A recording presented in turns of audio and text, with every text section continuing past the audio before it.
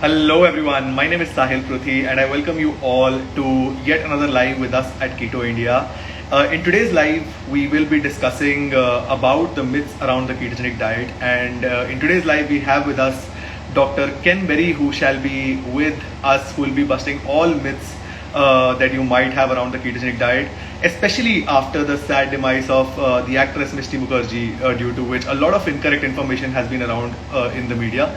And Dr. Ken Berry will be discussing just that, right? A bit about Dr. Ken Berry. He is a clinical physician who has over 20 years of clinical experience and has seen over 25,000 patients, right? And runs a YouTube channel which has over 1 million subscribers, and he shall be helping you out clear all your queries with regards to myths on the ketogenic diet, right? So make sure you stay tuned on the channel. We're super excited to have him here, and he'll be joining us in just a moment. Meanwhile, you can feel free to ask your questions here on the channel and we shall be happy to answer, right?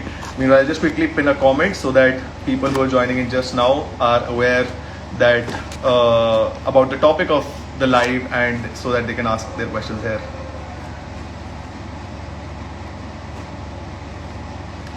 All right.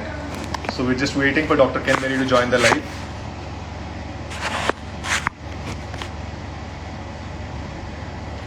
All right. Meanwhile, you can feel free to ask your questions around the ketogenic diet. We're happy to answer any questions that you might have.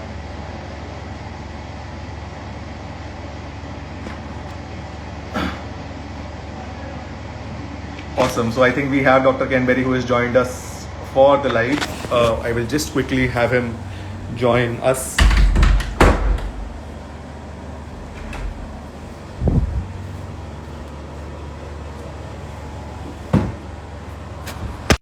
So I think I've sent a request to Dr. Ken Berry. I hope he's able to join us very soon. Hi, Dr. Ken Berry. So good to see you. Hello, how's it going? Going pretty well. I hope things are safe for you during the quarantine, Dr. Ken Berry, and I hope things are. Oh, hang on, I lost my audio. Okay. Oh, I think you're back now. Yeah, we're doing well here in Tennessee in the United States, and I'm happy to be with you today. Fantastic. We were super excited to be around with you at the live as well. So for all the folks who are joining in right now, Dr. Ken Berry has over 20 years of clinical experience and has seen over 25,000 patients and runs an amazing YouTube channel on the ketogenic diet, where he talks about the science of the ketogenic diet and how to execute it right, and most importantly, he's also the author of an amazing book called The Lies the Doctor Told Me and Lies My Doctor Told Me. I think I personally love that book, and it's been super insightful for all of us. And why we've come in for the live today is to discuss a lot of myths around the ketogenic diet that have been floating around in the media, which I'm sure Dr. Berry has also gone through, right? So we would love to jump right in, Dr. Berry, regarding the a lot of questions that have been there, especially for folks here in India. But before we deep dive, because we've got a lot of questions, I'd like to know from you in terms of what you thought when you went through the articles that were published in the Indian media about the sad demise of the Indian actress Misti Mukherjee, and what were your thoughts initially on the kind of reporting that had happened? Well, I'd first like to say that our thoughts and prayers go out to her family. She was so young and so beautiful. It's a tragedy that the world lost her talent. With that being said, when I read the initial articles, it was very quickly obvious that the media had jumped on this story, well aware of the clickbait quality of this story. The ketogenic way of eating is very, very popular in India and indeed around the world. And the ketogenic way of eating does not have a multi-million-dollar marketing firm behind it. There are no billion-dollar businesses behind the ketogenic way of eating. It is truly a grassroots movement, meaning that it is truly neighbor telling neighbor, friend telling friend, family member telling family member, hey, when I eat this way, I get healthier and I feel better and I look better. And so I just want people to understand that there's no huge corporation or marketing firm behind the ketogenic way of eating.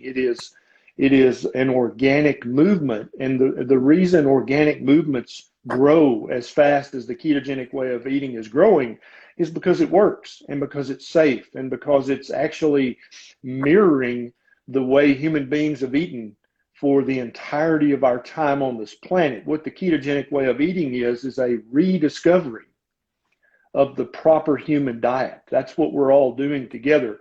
The billion-dollar food corporations and the billion-dollar pharmaceutical corporations, they're not interested in the proper human diet. They're interested in making billions of dollars in profit.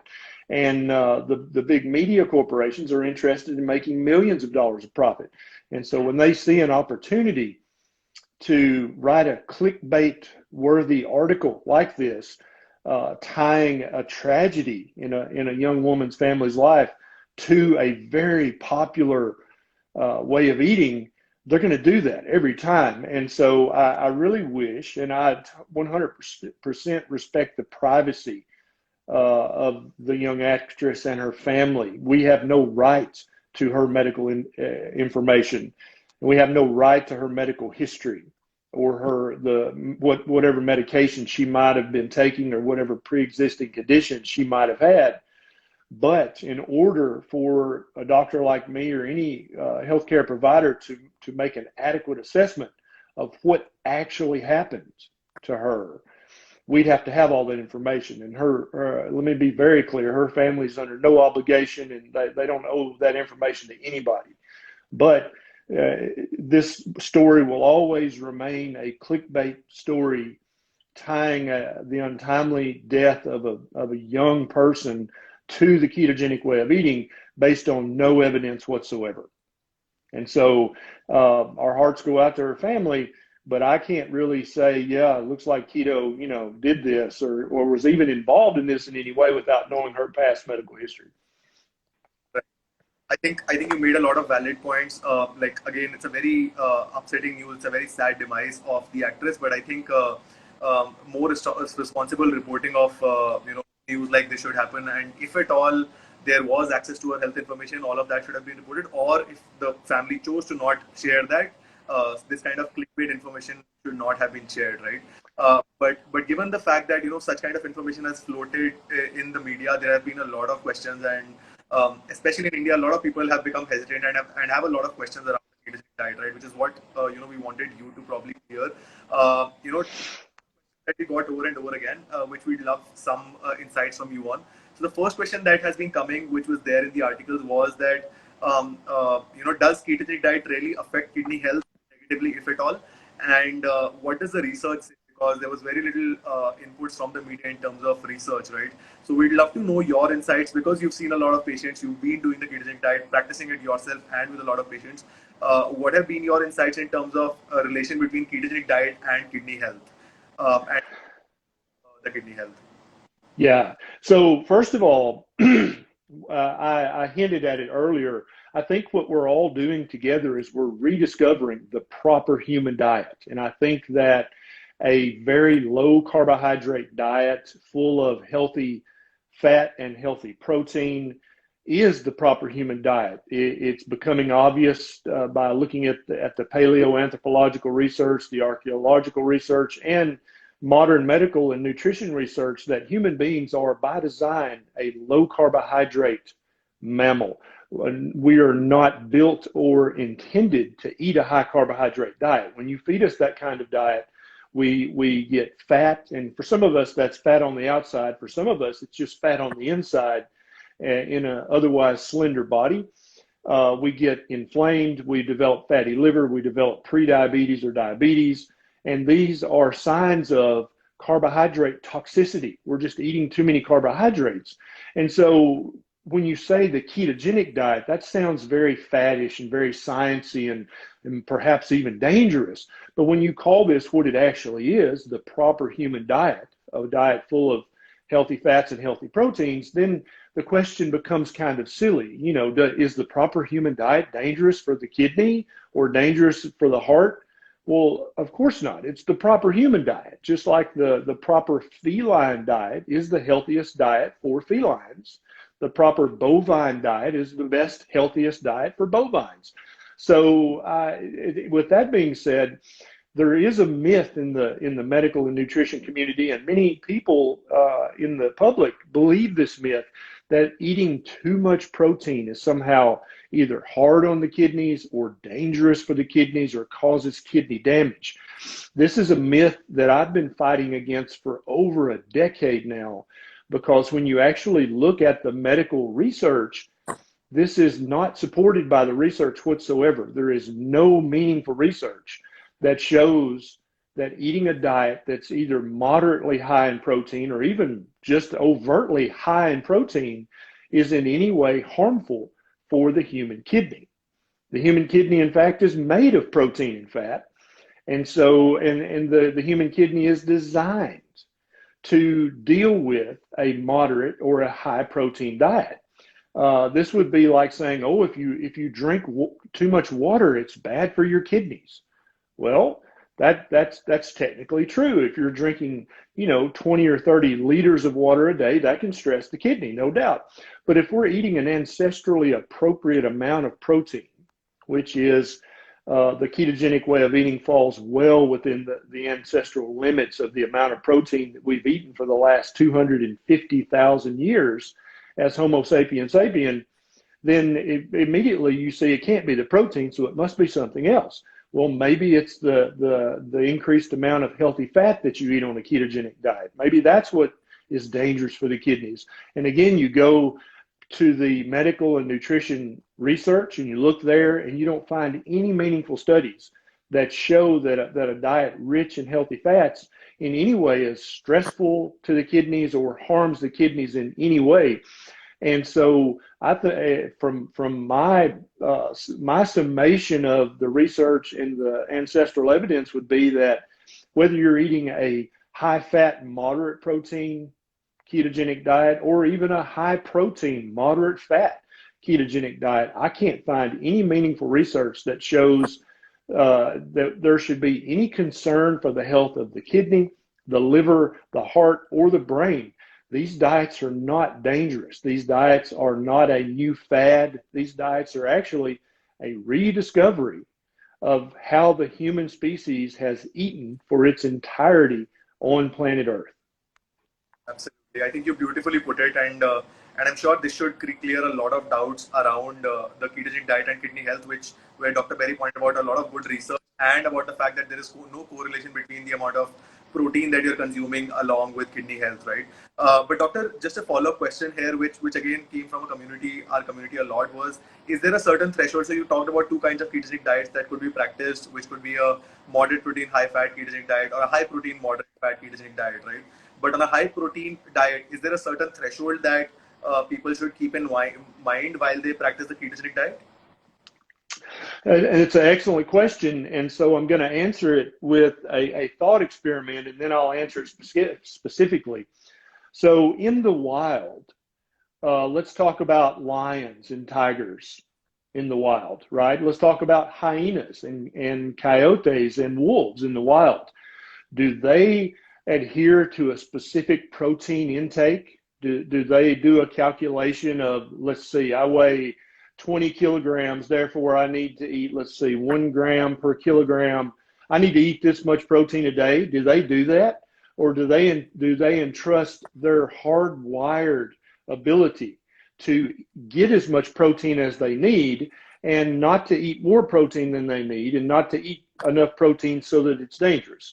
So obviously, intuitively, none of these wild animals sit down with their iPhone app and figure out how many grams of protein they need a day. They don't do that. They just know. And that's what one of my most important messages for people is, if you'll stop eating the addictive carbohydrate junk that the big corporations are trying to sell you, and just eat fatty meat and a little bit of veg. That's keto, okay? So there's nothing weird about it. There's nothing magical about it. There's no strange products you have to consume. You just eat a lot of fatty meat and a little bit of veg, and that's keto, and that's the proper human diet. And when you do that, your body takes over. Your body takes over with letting you know when you're hungry. Your body will let you know when you're full. Your body will let you know when you've eaten enough protein, when you've eaten enough fat. A good analogy is your breathing rate right now. So how many times did you breathe in the last minute? Do you know? Have you been tracking that? What's your, do you have an app that tells you how many times a minute to breathe? What about your heartbeat? Have you been tracking your heart rate? I mean, what is it right now? 60, 70, 80? Do you know? No, you don't know. No, you're not tracking that. No, you're not controlling that. And so my point is when you're eating an ancestrally appropriate product, your physiology and your hormones can give you that feedback. They let you know when you're truly hungry and when you're truly full. And if your threshold of eating too much protein, your body's going to immediately make protein very unappetizing to you. Your body's going to be like, ooh, I've had enough steak or chicken or fish or whatever. I don't want any more. That's what our hunger and that's what our cravings and that's what our satiety signals, that's what they're for. It's so you don't eat too much of one thing or not eat enough of another thing, but you cannot trust your body signals when you're eating habit-forming, highly processed junk food from the billion-dollar food corporations. You don't get the right feedback. You get false feedback signals. So you wind up eating way too many potato chips or way too much bread. And the same goes for any high carbohydrate food. It gives us inappropriate hunger signals and inappropriate satiety signals. Whereas eating fatty animal products, you don't get the false feedback. You get true feedback. You've had enough meat, stop eating. And so I really love the fact that you can trust your body's feedback if you're eating the proper human diet. So I don't think that we should even concern ourselves with a grams per kilogram, or should we, that all that. I mean, how many milliliters per kilogram of body weight of water should you drink a day? You'll hear a lot of gurus say, oh, you should drink this many liters a day if you weigh this much, but all that's foolishness. There's no research that backs up any of the water requirements daily for human beings. If you're thirsty, drink water. If you're not thirsty, don't drink water. That's literally how simple it is to stay adequately hydrated and optimally hydrated. You don't have to push the water intake. And similarly, you don't have to push the protein intake, and you also don't have to limit the protein intake. Your body and your brainstem are going to take care of all that for you. You just need to eat the proper human diet.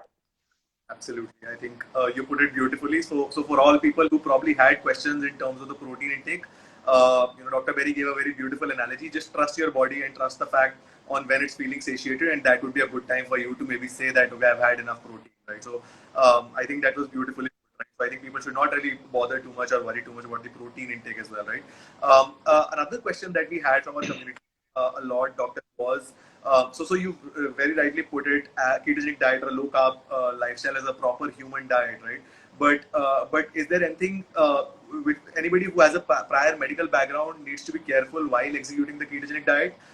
So just want to ask, in terms of concrete medical backgrounds, who should be slightly more careful, or what are the right questions that they should ask their doctor before or while they're executing a low carbohydrate diet, right? So we'd love your insights in terms of what kind of medical backgrounds should be a little more careful while executing this diet, and what are the right questions to be asked, or what are the right kind of precautions that should be taken, or the right kind of steps that one must take while executing a low carbohydrate or a ketogenic lifestyle with some medical backgrounds.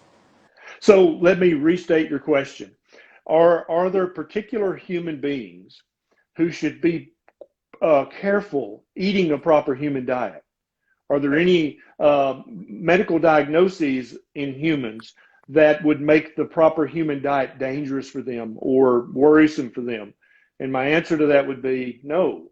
If you have pre-existing kidney damage or pre-existing liver damage or pre-existing heart damage or pre-existing damage to any organ of your body, then you should adhere more closely to the proper human diet. You definitely should not stray from it at all.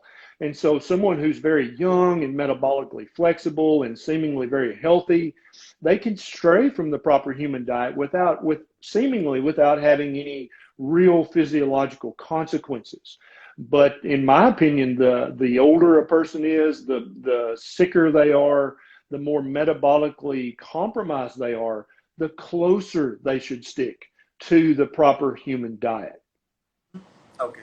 So the diet is absolutely safe and people can adhere to a ketogenic diet irrespective of their medical backgrounds. I think that really well answers the question. All right.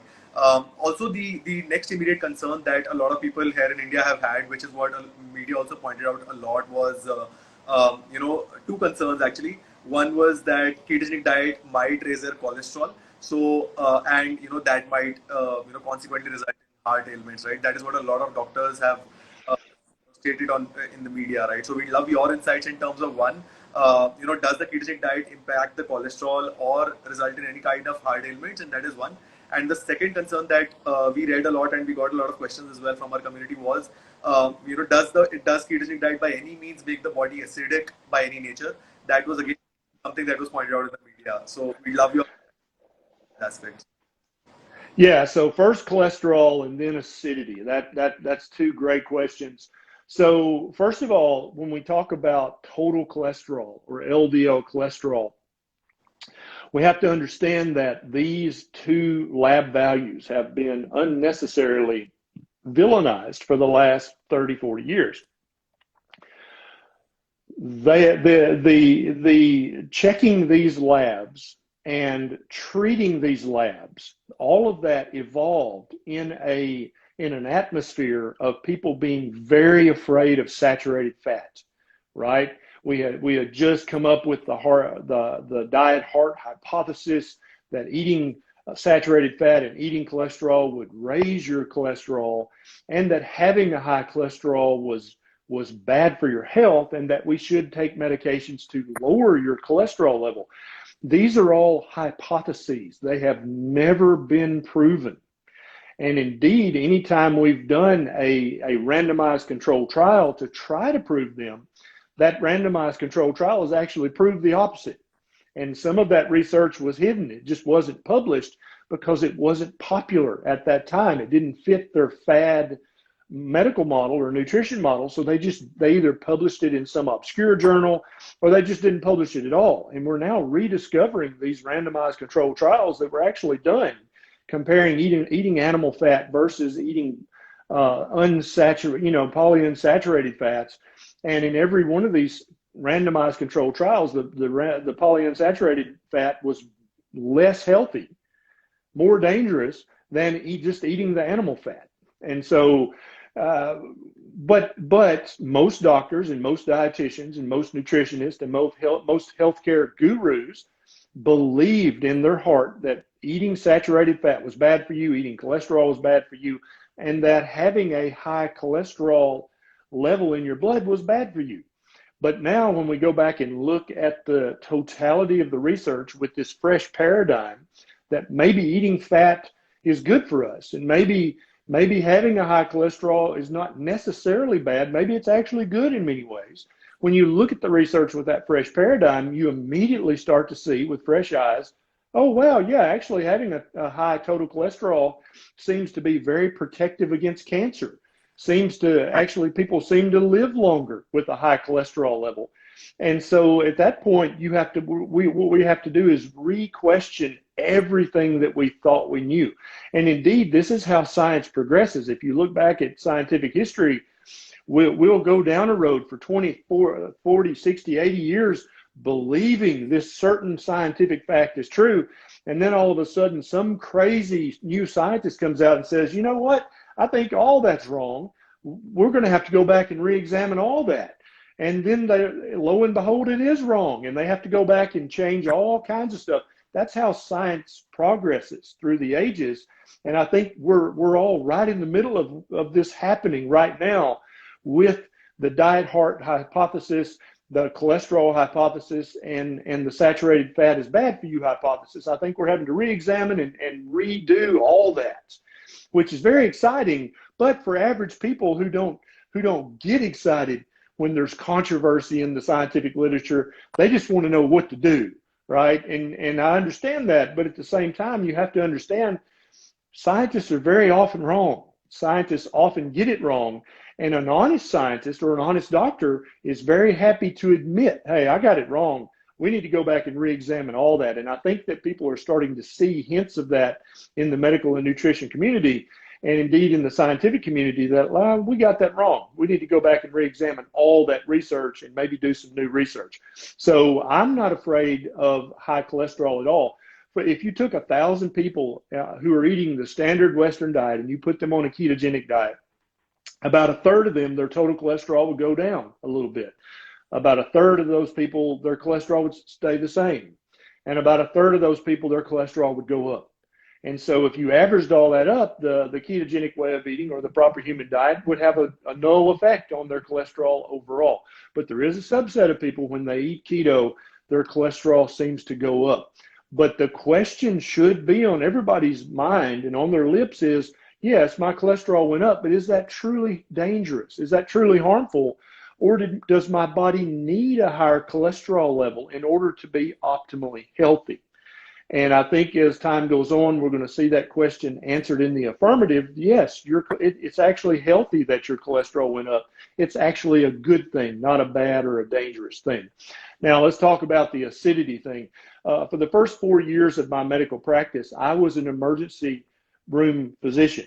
I worked in trauma. I worked in acute medical emergencies. And one of the things that an emergency department doctor checks very frequently is arterial blood gases. But because that gives me an instantaneous insight into my patient's acid-base balance, right? And so you don't check venous blood, which is the type of blood you would get drawn at your doctor's clinic if you were having blood work checked.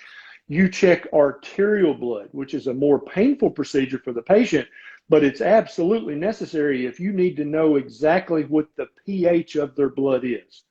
And that the pH is a measure of acidity or alkalinity in the blood. And with that information, an emergency department physician can make immediate decisions. We need to do this, that, or the other. And so, first of all, checking venous blood is never going to give you an adequate acidity level in the human blood. It's not reliable, and that's why doctors in emergency situations check arterial blood, not venous blood. Secondly, checking the urine for acid or alkalinity is absolutely unreliable. Your body actually uses urine as a buffer. If you're more acidic than you need to be, you're going to spill acid into the urine. If you're more basic, you're going to spill alkaline into the urine. That's how your body keeps the acidity of your blood very, very tightly controlled. There's only a small range of pH that's compatible with human life. And so, but I know what you're hinting at. There are many gurus out there who say that, oh, eating meat makes your body acid or makes your blood acidic. That's foolishness. Anybody who says such a thing doesn't have a basic understanding of human physiology and human biochemistry. You can't eat enough of anything, of a naturally occurring food. It is impossible to eat enough of that food to make your blood acidic or to make your blood alkaline. That's impossible. It does not work that way. And anybody who says that, oh, you can eat too much, if you eat meat, it'll make your blood acidic or make your body acidic, that's a foolish statement. And that's an ignorant statement. And I don't mean to be, I'm not insulting. I'm just saying, the definition of ignorance is you're honest, but you just don't know what you're talking about. And so that's an ignorant statement. Anybody who says that eating any food that's a naturally occurring food that humans would have eaten for hundreds of thousands of years, if you eat that food, it will make your blood acidic. That's just a foolish statement. It's not true. I think these two answers were beautiful, Dr. Berry. I think this should be super insightful for everybody in the community as well, with regards to cholesterol and with regards to the acidity in the blood. I think these were important questions that were coming over and over again. We will probably have two last questions that we had that I've also seen in the comments as well, and we will keep it short so that the community is able to consume it well as well. So one question that we've got from one of our members also, and we got it prior also, was, and we've seen that in the media as well, was that because you're not taking enough carbohydrates, you're not getting enough glucose that you need in the body for the functioning of the body for different purposes, right? So one part of the question that we'd like to ask. And the second question is that again caught in the media a lot was that ketogenic diet is not nutrient dense, right? Again, you've called it out as a proper human diet, but we'd love your insights in terms of one, on how important is glucose or carbohydrates for different body functions, and second is what is the kind of foods that one should have in the proper human diet to make sure that they have the right kind of macronutrients and micronutrients for it to be a nutrient dense diet enough, right? So, we'd love your insights on both these questions, doctor. Yes. So we'll deal with glucose first, or sugar. So we have to think about this. There's two different places that your body can get glucose from, and we'll just call that sugar for simplicity. You can either have endogenous sugar, which your liver and your kidneys and your intestines and cells in your brain can make, or you can have exogenous sugar, which is sugar that you eat or drink, right? And so when someone says your body has to have glucose in order to function properly, that's true. There's no doubt about that. There are cells in the human body, and the one that we know for sure can only function by using glucose as fuel is the red blood cell, or the erythrocyte in our bloodstream. Our red blood cells do not have a nucleus, and they do not have mitochondria. And because of that, they can only use glucose as fuel. And that is very true. Now, does that mean you need to eat a source of glucose to feed your red blood cells? Or does your body have a mechanism to take care of that? And lo and behold, your body's very wise. It's very ancient. It's very intelligent. It's got a method to take care of that. And so at any point, if your red blood cells need glucose, your liver, the cortex of your kidney, your small intestine can make glucose instantaneously to feed all of your red blood cells. So just imagine a lonely traveler in the desert, and he or she doesn't have anything to eat for 5 days or 10 days during their journey across the desert. They have water but no food. But they don't die. They live, don't they? Even though they're only drinking water and not eating any food. How is that possible if we have to eat a certain amount of carbohydrate each day to feed our body? Well, that would be impossible, because when you're fasting, you actually have a source of protein that you're getting, and you actually have a source of fat that you're getting, because you're burning your stored body fat on your trek across the desert, aren't you? And if you go deep enough into starvation mode, you'll actually start breaking down protein to get the amino acids that you need, correct? Right. But that person didn't have any carbohydrates whatsoever for their 5 or 10 day journey across the desert. How come that person survived? Well, that's because their liver and the cortex of their kidney and their small intestine was able to make all of the glucose that their red blood cells needed. And if there are truly other cells that can only function on glucose, then that person's liver and kidney was happy to make glucose for that line of cells as well. So, and that brings us to the brain, because there are many people that say, oh, the brain, you have to eat 120 grams of carbohydrates every day just to feed your brain. And that's, again, what about our stranded traveler going across the desert not eating for 5 days? How come he didn't have a stroke, or how come his brain just didn't cease functioning? Because we know from the travel logs of many such journeys that your mental acuity actually gets better on the second day of that fast and the third day of that fast. And so how could that be if this person's not eating 120 grams of carbohydrate every day? They should drop dead. After the first day or the second day of not having carbohydrates, they should just pass away and go to the Creator. But somehow that doesn't happen. Somehow they survive that journey and make it across the desert with no food and no carbohydrates. And that's because there are a specific set of glial cells in the human brain called astrocytes, which can instantaneously make glucose for the brain, for the neurons, if the brain needs glucose. These astrocytes can make that at a second's notice. And one of my recently made YouTube videos, I actually linked to the research showing that astrocytes, it's very easy for them, and they're happy to make glucose if any of the cells in the brain need glucose. So when you have to understand that question, that yes, some of our cells need glucose, but no, you never have to eat glucose to feed those cells. Your liver and your kidney can make all the glucose your body needs, and your astrocytes can make all of the glucose your brain needs. There is no essential carbohydrate that you have to eat every day or you'll get sick and die. There is no such thing. There is no essential sugar that you have to eat so many times a day or you'll get sick and die. There is no such thing as an essential sugar for this very reason, because there are many different cells in your body that can make sugar if they need it, and then there are organs that make sugar for the other cells that can't make their own sugar. Absolutely. That's super insightful. So just to put it simply, your body does not need carbohydrates. It probably needs glucose, and it's capable of making glucose by itself, right? So I think exactly. And then what would be your guidelines or right practice for somebody to practice a nutrient dense ketogenic diet or the proper human diet? Yep. Where go wrong as well? I'm sure you must have seen people doing it incorrectly as well, right? So we love your insights in terms of what's the right way to do the proper human diet, and what are the things that they should avoid as well, if at all, to make sure they're doing it correctly. Yeah. So there's this pervading myth out there in the nutrition community that there are certain magical phytonutrients in rice or wheat or corn that you can only get by eating that rice or eating the corn or eating the soybean or eating the canola oil or the soybean oil or the peanut oil or the corn oil. But anybody, you don't have to be a nutrition expert. You can go and look this up on the internet.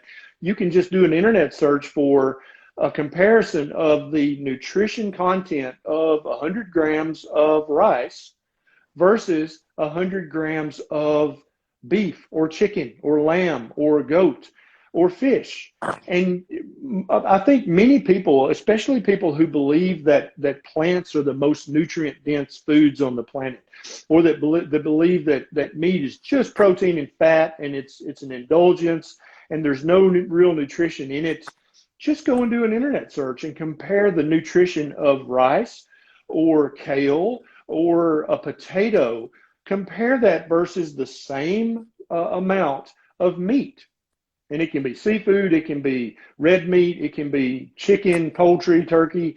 And I think you're going to be very, very surprised to find that meat is much, much more nutrient dense than any plant food that you can compare it to. And I'm saying you can compare, let's compare beef liver or sheep's liver or chicken liver.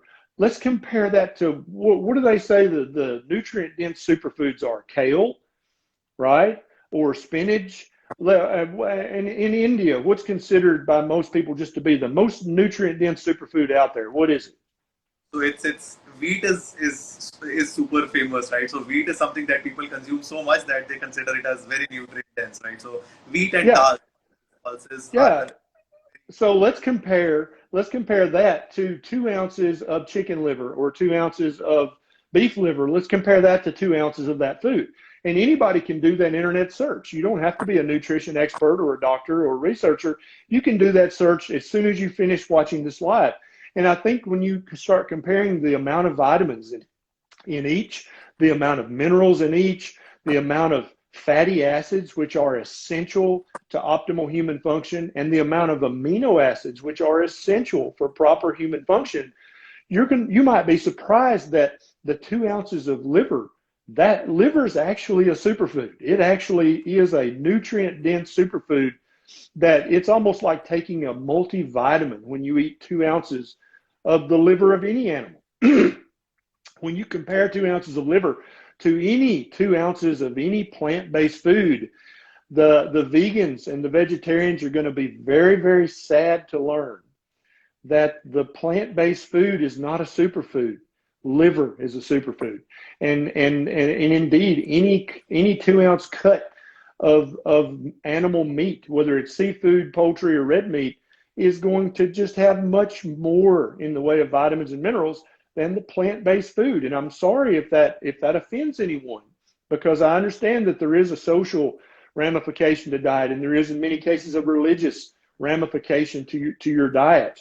But I'm talking about black and white science, and I'm talking about black and white facts. When you compare the nutrition in meat to the nutrition in plants, meat always wins. And you may not have been taught that by your mother or by your religious leader or by the guru that you look up to, but you can find this out for yourself. Just do a simple internet search.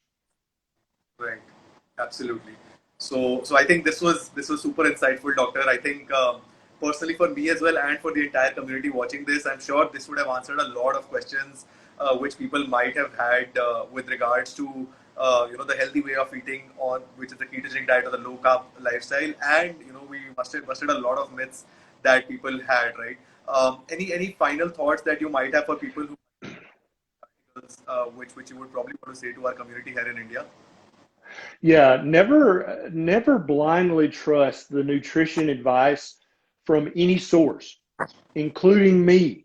Don't blindly trust me. I want you to verify everything that I've said in this live interview today. I want you to go and look it up on your internet search engine, and I want you to verify it. in a like manner, never blindly trust the nutrition advice from any guru, any scientific authority, anyone you see on television, anyone you see in a magazine. Don't blindly believe that.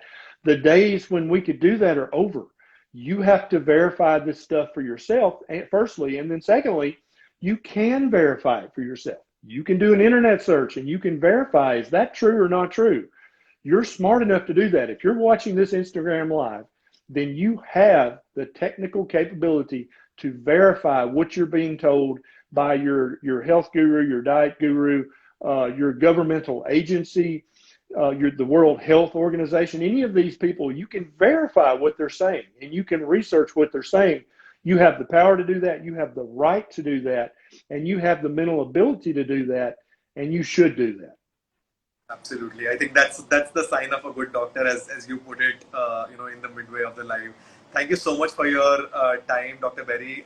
Make sure you guys follow Dr. Ken Berry on Instagram, and make sure you subscribe to his YouTube channel. I think he posts fantastic stuff on YouTube and on Instagram with regards to real science, real literature on the proper. Make sure you follow him and subscribe to his channel. And thank you so much, Dr. Berry, for your time again. Thank you so much for having me. If you have any questions in the future, I'm always here for you and yours. Definitely. Thank you so much again, Dr. Berry. You have a great day. Thank you very much. Bye-bye. Bye.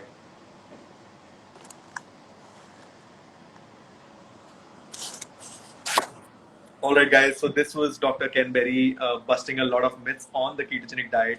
I hope you guys had a good time with us at Keto India.